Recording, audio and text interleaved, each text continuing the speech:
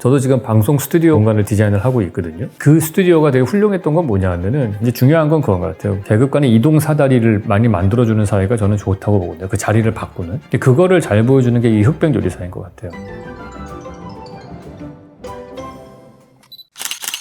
네, 안녕하세요. 왓슨 여러분. 이번 시간에는 제가 최근에 재밌게 본 흑백 요리사에 대한 얘기를 좀 해보자고 그래서 저는 뒤늦게 시작했습니다. 일단 안 본 이유가 제가 먹는 거에 관심이 별로 없습니다. 또 하나 안 본 이유는 뭐냐면은 이제 제목 자체에서 보여주는 약간 거부감 같은 게 있었어요. 흑백, 백요리사와 흑요리사로 계급을 나누고 계급 갈등을 막 또 너무 부각하는 그런 게 아닌가 그런 생각이 들어서 좀 거부감이 들어서 안 봤는데 좋았던 거가 뭐냐면은 공정함에 되게 매료가 된 것 같아요. 이게 경쟁 구도긴 한데 공정한 경쟁을 하는 게 되게 아름다워 보였다고 저는 생각을 합니다. 팀으로 겨루기도 한다고 하고 그리고 눈으로 가리고서 왜 심사도 하고 그러잖아요. 근데 그런 것들을 보면은 정말 이 프로그램이 진짜 훌륭했던 거는 저는 두 분의 심사위원을 정말 잘 모셨다 그런 생각이 들어요. 근데 어떻게 그렇게 안성재 셰프 같은 미슐랭 3스타의 파인 다이닝의 셰프와 국민요리사인 백종원님인데 스트릿에서부터 시작돼서 혼자 몸으로 겪은 흑요리사를 대표하는 분 중에 하나잖아요. 그 정점에 이르신 분이고 그리고 두 분이 딱 그 중심을 잡고 있으니까 정말 밸런스가 잘 맞는 것 같더라고요. 그래서 정말 음양의 조화가 잘 이루어진 그러한 구성이 아니었나 생각을 합니다. 무엇보다 감명 깊었던 거는 거기서 안성재 셰프님 나와가지고 크리틱을 정말 냉정하게 제가 볼 때 극티이신 것 같아요, 그분. 근데 전 그 부분 정말 약간 놀라웠어요. 어렸을 적에 먹었던 급식이 생각이 나고 되게 감상적으로 막 가시더니 보류하겠습니다. 이제 그러시잖아요. 그러니까 이분 진짜 냉정하게 판단 내리시는 분이구나. 그거에 대해서 워낙에 권위가 있으신 분이니까 딱 수긍을 하고 떨어져도 인정하고 가는 그런 멋있는 어떻게 보면 스포츠맨십 같은 그런 것도 보였고 안성재 셰프님의 크리틱이 되게 마음에 와닿는 게 많았어요. 저하고 여러 가지 부분에서 통하는 공감되는 부분이 되게 많았던 것 같고요. 그 중에 하나 제 마음에 남는 게 쓰잘데기 없는 걸 저는 싫어합니다 하는 그 말이 딱 나오는데 되게 이분이랑 저랑은 같은 과구나. 그러니까 저는 디자인이라고 하는 거를 문제 해결의 결과물이라고 보는 사람이잖아요. 그러니까 문제 해결의 결과물이 아닌 쓰잘데기 없는 것들은 다 장식으로 봅니다. 물론 이제 장식도 훌륭해요. 장식으로 훌륭한 건축을 하신 분들이 가우디 같은 분도 훌륭하고 르네상스의 바로크 양식의 그러한 여러 건축물들 보면 저도 감동을 받거든요. 그래서 이제 그런 것들은 되게 그 나름대로의 가치가 있다고 보는데 제가 그걸 추구하지 않는 이유는 장식이라고 하는 거는 굳이 없어도 되는 거라서 에너지적으로는 되게 많은 게 소비되는 것들이어서 장식은 그래서 오히려 그 에너지를 다른 데다 쓰면 더 많은 사람들이 혜택을 볼 수 있는 좋은 건축이 나올 수 있으니까 그게 이제 모더니즘 정신이거든요.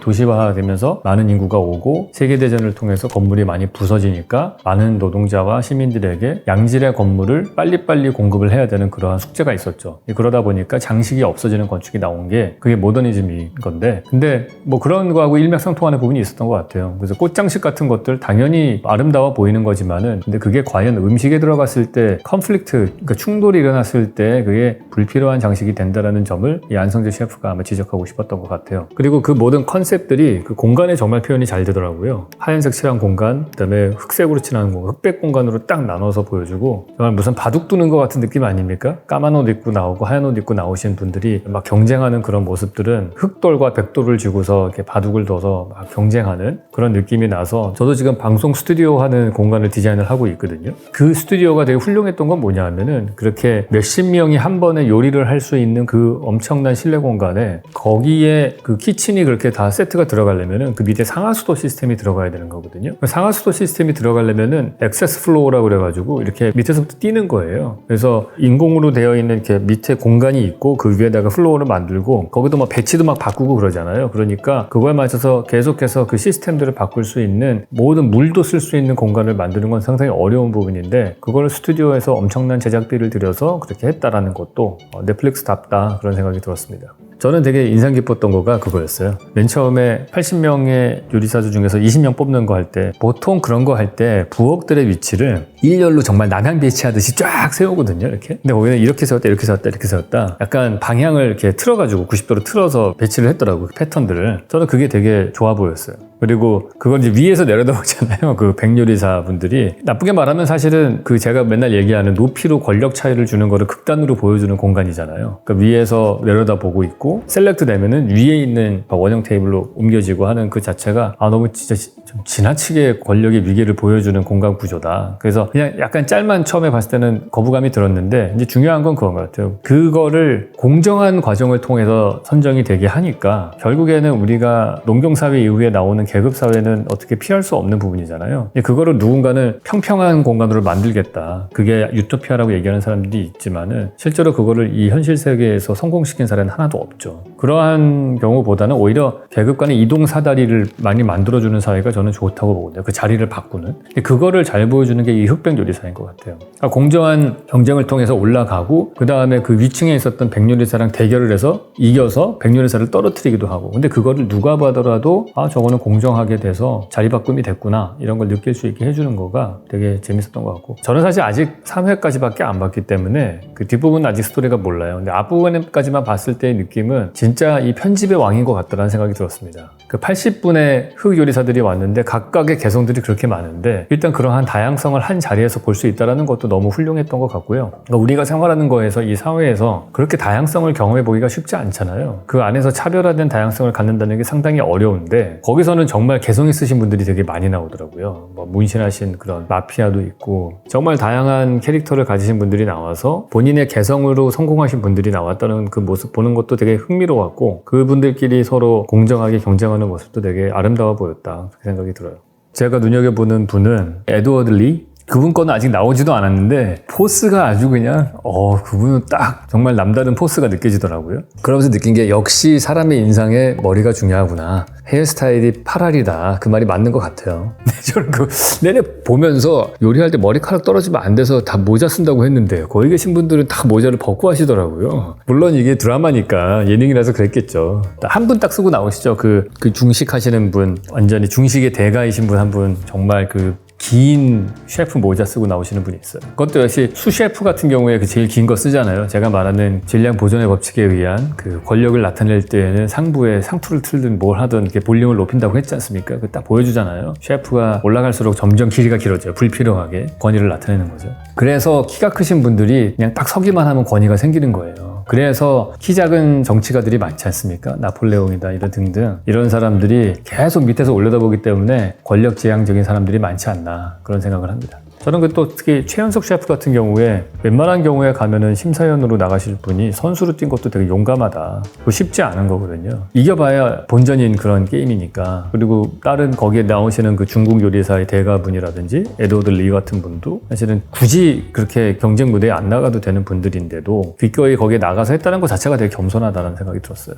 그리고 이게 한국이니까 가능했던 것 같아요. 다른 나라 뭐 미국 같은 데서도 저는 아이언 셰프라는 프로를 되게 즐겨서 봤었는데 미국에 있을 때 한국이 이 프로그램을 하면서 되게 즐거웠던 게 한식도 물론 있지만은 바로 동쪽에는 일본이 있고 서쪽에는 중국이 있잖아요. 그러니까 이 한중일이라고 하는 정말 전 세계에 그 200개 넘는 나라가 있지만은 그래도 거의 탑10 안에 들어가는 대단한 나라들이 다 이 극동아시아에 있는데 그 한중일 세 개의 나라의 음식 문화의 차이점도 잘 보여주는 것 같아요. 진짜 중국인이 나와서 요리하는 거는 아니지만은 한국 사람들이 중국 요리를 하면서 그 각각의 다른 나라들끼리의 그 음식을 막 경쟁하는 것도 너무 흥미로웠던 것 같고요. 유럽의 음식들은 양식으로 파인다이닝 하신 분들이 또 엄청난 분들이 거기 계시니까 또 그렇게 서양의 요리하고 막 이런 국가 간의 요리 간의 막 경쟁, 그 다음에 막 퓨전대에서 나오는 것들, 뭐 이런 것들이 되게 좋았습니다. 레스토랑이 제일 중요한 거는 아무래도 음식이 주인공이 돼야 되는 거니까 건축이 주인공이 돼서는 안 될 것 같다는 생각이 들고요. 음식이 주인공이 돼야 되는 거죠. 뉴욕에 있는 월드 트레이드 센터 꼭대기에 있는 식당을 가본 적이 있어요. 근데 거기가 되게 음식 맛은 하나도 기억이 안 나고 그냥 그 맨하탄을 정말 헬기 타고 내려다보는 것 같은 그런 시선으로 쫙 봤던 기억이 나서 그게 인상이 깊은데 그러니까 결국엔 그게 공간이 너무 스펙타클하니까 음식이 기억이 안 나요. 그래서 미슐랭 식당 같은 경우들은 가서 보면은 인테리어만 깔끔하게 해놓고 음식이 정말 주인공이 된 그런 공간들이 대부분이죠. 뭐 사실은 가서 뭐 음식이 뭐 대단하다 그렇게 감동받은 적은 사실은 별로 없는 것 같아요. 오히려 국내에 있는 미슐랭 스타들이 맛있었고요. 해외에서 가보고서 뭐 이거 정말 대단한데 그렇게 느껴본 적은 없는데 릴리즈가 안 됐는데 저희가 촬영팀이랑 포르투에 가가지고 알바로 시자 수영장 옆에 있는 알바로 시자가 설계한 레스토랑이 하나 있습니다. 거기에 가서 밥을 먹은 적이 있어요. 근데 거기가 미슐랭 2스타였던 걸로 저는 기억을 하는데 음식도 대단하지만은 그거를 보여주고 세팅하는 거에 공을 엄청 들이더라고요. 유리창 쫙 내려가는 거 전동으로 돼서 스위치 딱 켜니까 유리창 밑으로 플로어로 숨어가지고 내부와 외부의 경계가 없어지게 하는 이런 것들이 저는 제일 스펙타클했던 것 같고요. 그 음식의 히스토리 이런 거에 대해서 되게 설명을 충분히 하고 심지어 접시 치울 때에도 거의 무슨 발레 보는 것 같아요. 웨이터하고 웨이트리스들이 와서 딱 동시에 이렇게 치우더라고요. 어수선한 분위기를 안 만들려는 것 같아요. 누가 그런 얘기를 했어요. 반도체 기술자가 한 얘기 중에 되게 기억에 남는 건데 레시피와 요리의 차이가 뭐냐. 레시피라고 하는 거는 뭐 예를 들어서 빵을 만드는 레시피다. 그러면 밀가루에다가 물을 섞고 효모를 넣은 다음에 몇 도로 구우면 빵이 나온다. 이게 레시피죠. 빵으로 되려면 효모가 들어가서 화학적 작용이 어떻게 일어나는지 그거는 누구나 배우면 그냥 쉽게 할 수 있다는 거예요. 근데 요리는 그 빵이라고 하는 거가 있기 전에 밀가루가 있고 밀가루가 유통되는 과정, 경제도 이해를 해야 되는 거고 밀이 자라는 기후, 지리 뭐 이런 모든 것들을 배경을 다 완벽하게 이해를 한 다음에 하는 거는 요리라는 거예요. 그래서 요리를 하는 사람과 레시피만 알고서 하는 사람의 차이점은 뭐냐. 레시피만 공부한 사람은 그냥 그것만 흉내내서 하는데 요리를 파악한 사람, 원리를 체득한 사람들은 이게 단순하게 빵만 만드는 게 아니고 나중에 거기서 응용해서 오믈렛도 만들 수 있고 다른 요리들을 계속해서 자기가 만들 수 있다. 그래서 그냥 레시피를 배우는 사람이 아니고 요리를 공부하는 사람이 되라. 그런 얘기를 어떤 반도체 구루가 말씀을 하시는 걸 제가 들었는데 정말 훌륭한 인사이트였다고 생각을 해요. 그런 면에서 보면은 약간 제가 느낀 미슐랭 같은 경우에는 단순한 레시피가 아니고 요리적으로 접근하려고 했던 것 같다라는 생각이 들어요. 많은 고민들을 통해서 만들어졌는데 그냥 이게 맛있게 먹는 게 아니고 그거에 대한 설명을 자꾸 하려고 들잖아요. 어떤 때는 좀 방해돼요. 막 한참 얘기하고 있는데 자꾸 와가지고 매 코스마다 이게 어떻게 만들어졌고 설명을 하는 거예요. 그래서 사실은 거기서는 요리가 주인공인 거죠. 그거를 감상하러 온 거니까 보통은 우리가 음식을 먹는다고 하면은 음식 자체 먹고 배부르고 거기서 같이 먹는 사람들이 얘기하고 웃고 떠들고 이런 행복한 시간을 가지려고 하는 경우가 많은데 음식은 하나의 조연으로 엑스트라 같이 들어가는 건데 미슐랭 가게 되면은 그냥 진짜 진지하게 이게 요리가 어떤 개념으로 만들어졌고 저희가 그 포르투갈 식당 갔을 때는 뭐 엄청 프라이드가 강하더라고요. 뭐 템뿌라 이것도 포르투갈 음식이고 뭐 이런 설명부터 시작해가지고 뭐 어떻게 포르투갈 사람들이 일본에 가가지고 그 기술을 전수했는지 뭐 이런 설명부터 막 하거든요. 그래서 음식 하나를 통해서 많은 것들을 전달하려고 한다. 그런 부분에서 좀 달랐던 것 같아요. 진짜 요리를 사랑하고 요리에 대해서 되게 자부심을 가진 사람들이 하는 그런 공간이 미슐랭 식당이었던 것 같다고 느꼈었습니다. 음식을 먹을 때 모든 음식을 다 그렇게 먹어야 좋은 것이다. 그런 건 아니죠. 어떤 사람들은 되게 값싸고 저렴하게 더 많은 사람들에게 좋은 음식을 공급하는데 포커스가 맞춰진 사람도 있고 어떤 사람들은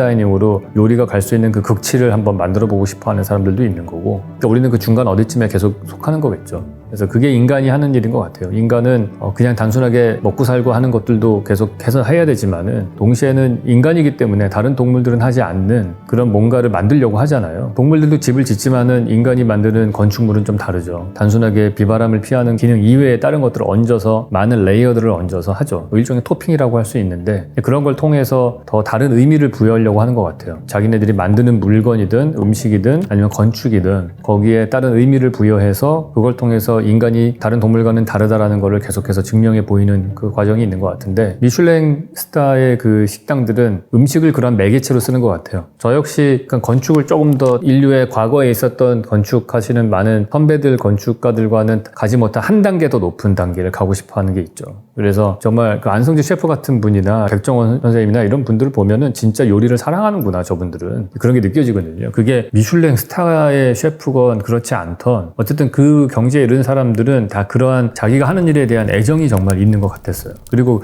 거기에 그 흑백 요리사에 출연하신 많은 분들이 다 그런 애정이 있는 분들로 보여졌기 때문에 그게 되게 아름다워 보였어요. 저는 그걸 보는 게 즐거웠던 것 같아요. 그거를 정말 사랑하기 때문에 내가 여기서 인정받지 못하고 떨어져도 그게 중요하지 않은 거죠. 왜냐하면 나는 이 일을 사랑하니까 이 일을 사랑하기 때문에 앞으로 계속 갈 것이고 하니까 계속 정진하는 거죠. 그냥 뭐 누구 심사위원 누가 뭐라고 말을 하던 안 하던 그냥 자기가 좋아하는 일을 하니까. 근데 그런 분들이 100명 정도 모여서 하는 모습을 보는 건 진짜 아름다워 보였던 것 같아요. 거기에 계신 분들이 뭐 워라벨 찾고 이런 분들은 아니잖아요. 자기의 삶의 의미를 다른 취미를 통해서만 꼭 하려는 게 아니고 자기 일 자체로 정말 뭘 걸고서 하는 것 같다는 느낌을 받아서 그게 되게 진지해 보이고 저는 좋았다고 생각을 해요. 그게 우리나라 사회에 좀 부족한 부분인데 자기가 하는 일에 대한 프라이드 이렇게 느껴져서 그거를 볼 수 있어서 참 좋았습니다. 이번 시간에 흑백 요리사에 대해서 감히 몇 마디 얘기를 나눠봤습니다. 다음 시간에 또 뵙도록 하겠습니다.